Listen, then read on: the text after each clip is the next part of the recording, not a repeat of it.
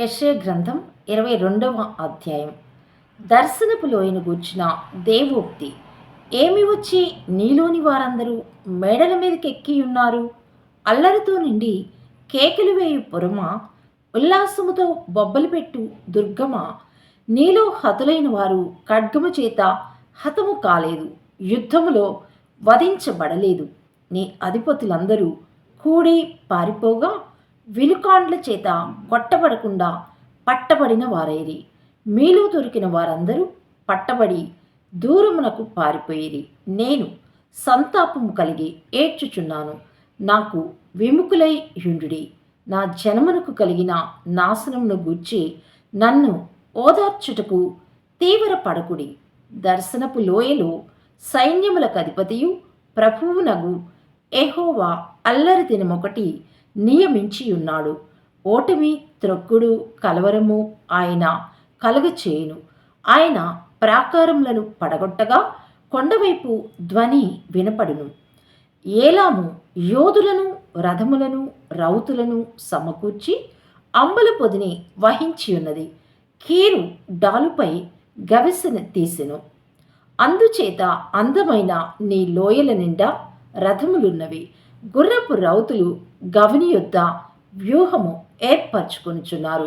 అప్పుడు యూదా నుండి ఆయన ముసుగు తీసివేసెను. ఆ దినమున నీవు అరణ్య గృహమందున్న ఆయుధములను కనిపెట్టితివి. దావీదు పట్టణపు ప్రాకారము చాలా మట్టుకు పడిపోయినదని తెలుసుకుని దిగువననున్న కోనేటి నీళ్లను మీరు సమకూర్చితిరి. యెరూషలేము ఇండ్లను లెక్కపెట్టి ప్రాకారమును గట్టి చేయుటకు ఇండ్లను పడగొట్టితిరి. పాత కోనేటి నీళ్లు నిలుచుటకు ఆ రెండు గోడల మధ్యను చెరువు కట్టితిరి. అయినను దాని చేయించిన వాని వైపు మీరు చూచిన వారు కారు. పూర్వకాలమున దాని నిర్మించిన వానిని మీరు లక్ష్య పెట్టకపోతిరి. ఆ దినమున ఏడ్చుటకును, అంగలార్చుటకును, తల బోడి చేసుకుంటకును, గోనెపట్ట కట్టుకుంటకును సైన్యములకు అధిపతియు ప్రభువునగు యెహోవా మిమ్మును పిలువగా, రేపు చచ్చిపోదుము గనక తిందము త్రాగుదుము అని చెప్పి ఎడ్లను వధించుచు, గొర్రెలను కోయుచు, మాంసము తినుచు, ద్రాక్షారసము త్రాగుచు మీరు సంతోషించి ఉత్సహించుదురు. కాగా ప్రభువును సైన్యములకు అధిపతియు నగు యెహోవా నాకు ప్రత్యక్షుడై నాకు వినపడినట్లు ఇట్లనుచున్నాడు. మీరు మరణము కాకుండా మీ దోషమునకు ప్రాయశ్చిత్తము కలుగదని ప్రభువును సైన్యములకు అధిపతియు నగు యెహోవా ప్రమాణపూర్వకముగా సెలవిచ్చుచున్నాడు. ప్రభువును సైన్యములకు అధిపతియు నగు యెహోవా ఈలాగు సెలవిచ్చుచున్నాడు.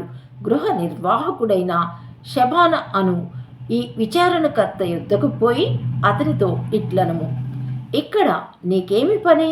ఇక్కడ నీకెవరున్నారు? నీవిక్కడ సమాధిని తొలిపించు కొననేలా?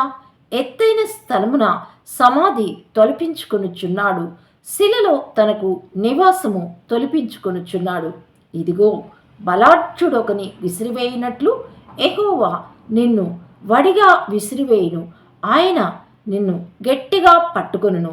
ఆయన నిన్ను మడిచి ఒకడు చెండు వేసినట్లు విశాలమైన దేశంలోనికి నిన్ను విసిరివేయును. నీ యజమానుని ఇంటివారికి అవమానము తెచ్చిన వాడా, అక్కడనే నీవు మృతి పొందెదువు. నీ ఘనమైన రథములు అక్కడనే పడియుండును. నీ స్థితి నుండి యెహోవానగు నేను నిన్ను తొలగించెదను.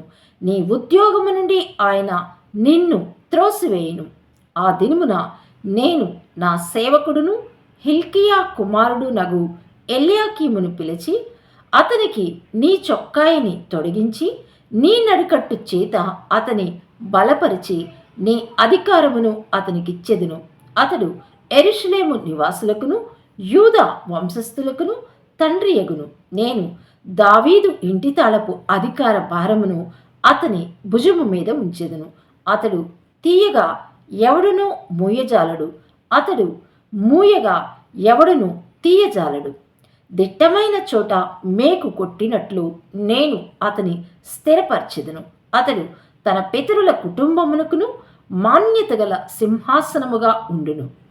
గిన్నెలు వంటి పాత్రలను, బుడ్ల వంటి సమస్తమైన చిన్న చెంబులను, అనగా అతని పితరుల సంతాన సంబంధులకు పిల్ల జల్లలందరినీ అతని మీద వ్రేలాడించెదరు. సైన్యములకు అధిపతియగు యెహోవా ఈలాగు సెలవిచ్చుచున్నాడు. ఆ దినమున దిట్టమైన చోట స్థిరపరచబడిన ఆమెకు ఊడతీయబడి తెగవేయి పడిబడును. దాని మీదనున్న భారము నాశనమగును. ఈలాగు జరుగునని యెహోవా సెలవిచ్చియున్నాడు.